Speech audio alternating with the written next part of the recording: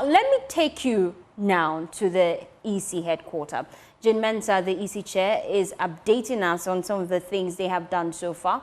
Let's listen in. We'll reconnect the line and then have a conversation with Roxanne Nelson Dafiameko. Requests of political parties, and therefore it is not a challenge to do so, but it's important to place on record, as Citizen Atu said, is record keeping, that we are not required by law to provide summaries or breakdown of the register to the political parties. So I think that what we've done, we've gone over and above what we are required to do. And so I think that settles it. I think that Mordecai talked about the illegalities. I don't think it is our place to discuss what the illegalities are, whether it is with the GFP candidates nomination or with the PNC. We're all aware that the PNC is in court. It is not our place to discuss illegalities. Those illegalities will be referred to the security agencies to deal with. But we do not believe that it is our place to, to discuss illegalities. I think Citizen Atu wanted to know the law on which we are standing. If you look at Regulation 7.2b of CI 127, it requires that the nomination form of each candidate in an election for president shall be signed.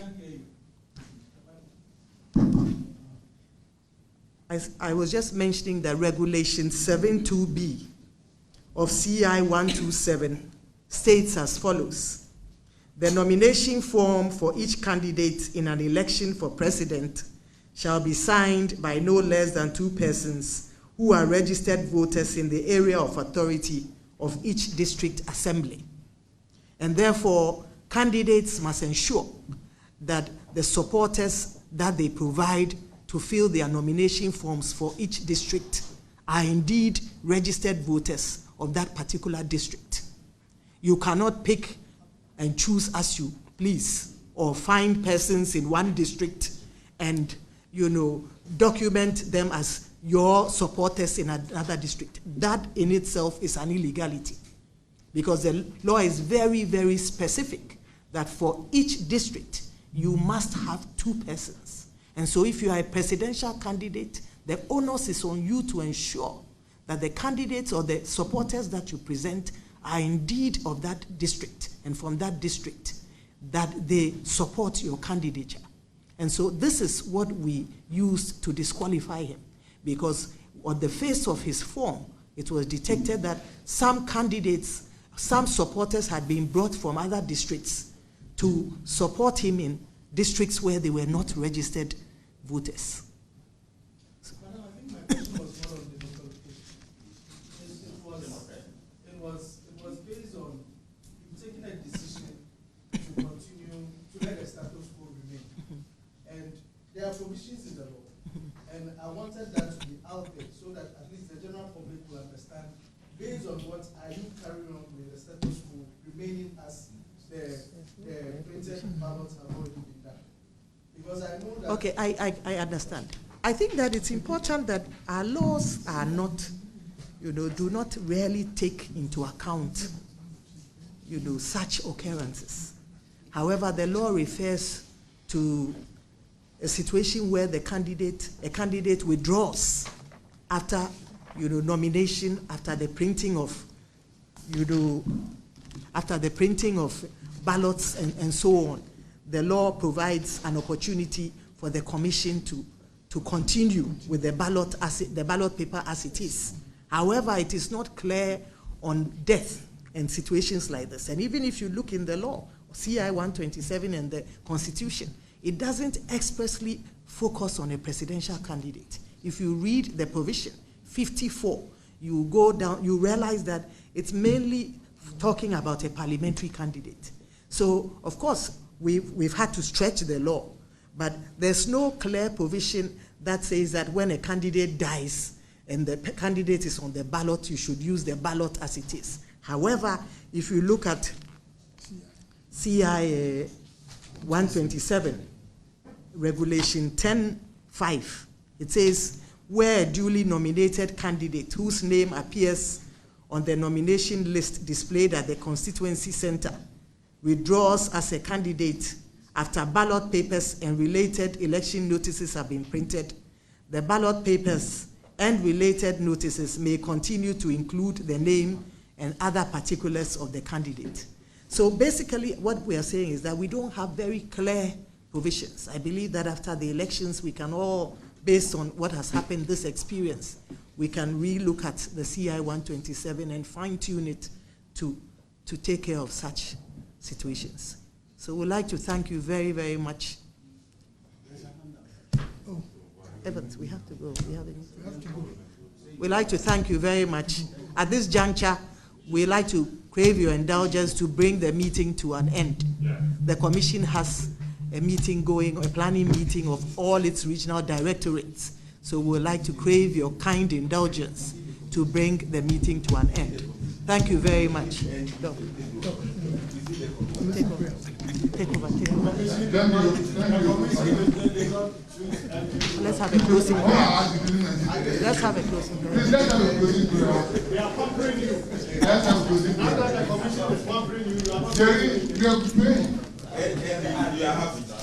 Father, we thank you once again. We'll be taking you back to my colleague Michael Ashali shortly, just to give you a hint of what the EC chair has been saying. Michael, just run us through some of the key pointers of today's update.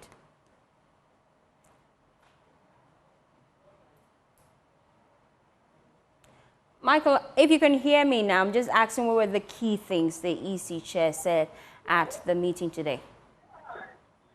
So today's meeting specifically was on the, the demise of Ike Adonko, the leader of the GFP party.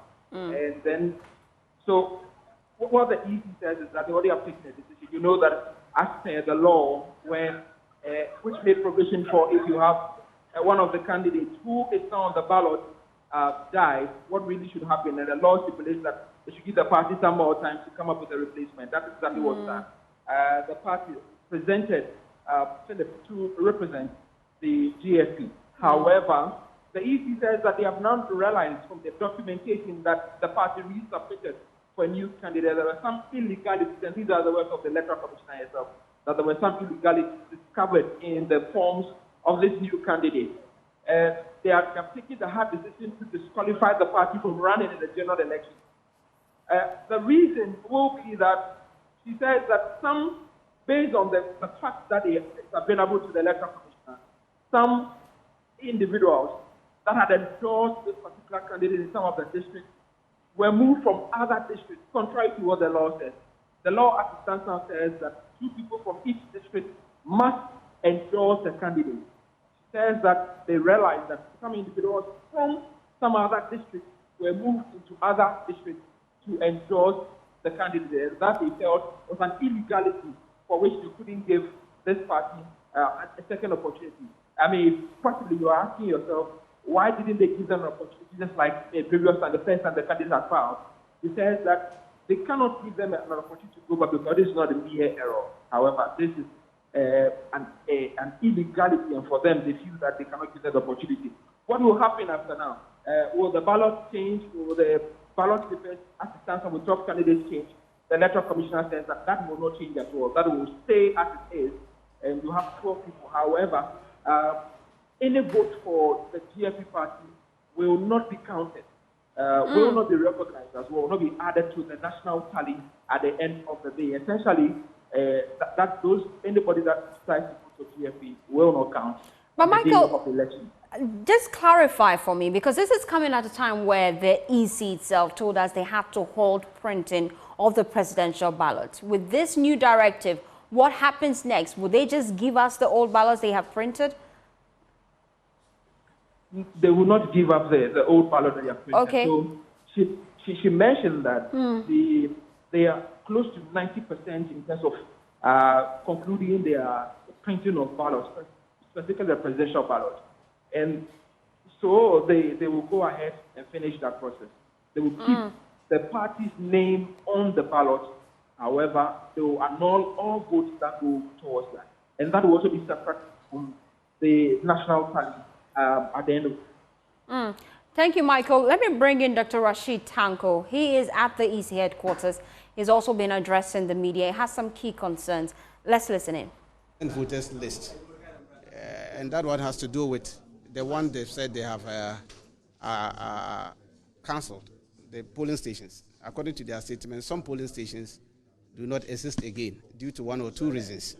And because of that, they realigned them to other polling stations. And so we want to know those polling stations which has been cancelled, which has been realigned to other polling stations, so that we can amend our records. Because we are going forward for an election, and then for the first time we are hearing that there are certain polling stations which doesn't exist again. And their figures amounted to about 884. So we need to know those polling stations which have been cancelled. So these are our issues. And then we also requested for the regional breakdown. I mean, what they gave was just a national summaries. We need to know the regional breakdowns and all that. These are some of the issues we have requested from them, and we hope that they will make good meaning of that. Based on that, I requested I want to receive my hard drive for my party, of which we returned back to them last week, and they said they will go and bring it. So we are waiting for them to bring it. The EC didn't ask us to go and collate. I don't respond. I won't respond. I won't respond to them and then glorify such rubbish. That is not our work. We are a political party. Those who are supposed to do the job is the EC. Ghanaians don't pay their taxes to us as a party. They pay taxes to the EC to do this job. This is administrative. So we requested for it. I was grateful to thank them for bringing that one, but it fell short of the regional summaries. And then that's why we asked for. And clearly they know it. That's their job. That's why they were silent about it. It doesn't take the mouth of a political party, which will not even make a 0.001% in an election, to ask me that they don't need to have that. We will follow it through. We've taken notice of it, especially the issue about the polling stations which do not exist again. I mean, this is the first time they are announcing it, and I'm sure you, the media, have taken notice of that. This is the first time. I mean, so if we hadn't asked, all these things wouldn't have been up. We would have been going to elections knowing certain polling stations exist, only to go there and then voting will not take place in those areas, and figures have been aligned to other places. So you see the benefit of NDC insistence on doing that, making sure that the right things are done. And I think Ghanaians should be thankful to NDC for our eagle eyes, which has brought us this far. And hopefully we make sure that they bring us the final data, which is the regional breakdown. We are grateful. Mr. Tanko, so have you now taken your final voters register? Yes, I've requested, they say I should wait for it. They are bringing it. But are you satisfied? And almost days ago, just last week Wednesday, when you came here for the final voters register, you asked for some documentation. It's taking close to 5 days to get you that document. Are you satisfied now with the breakdown that they've given you? Well, we have taken notice of it. We've studied it. We've made relevant requests again on the list that they have provided. You will see that they've talked of some 884 missing absentees, and due to non-existence of certain polling stations. I mean, this is a revelation they have made in their letter. So we want to get information on that. Based on that, we can come out whether we are satisfied with what they have presented or not. But the figures so far, we've looked at it, especially the special voters list and that of the transfer voters list. Today, they've changed the name to missing voters list to now without biometrics. That's what they are saying. There's no more missing. They are saying without biometric. Okay.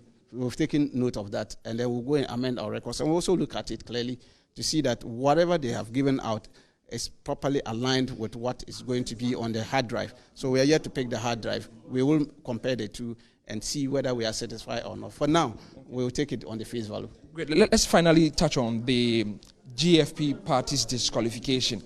She mentions that the ballots have already been printed. I mean, they're almost done with that. And they will keep the party's name, candidates and everything on the paper. Nothing will change.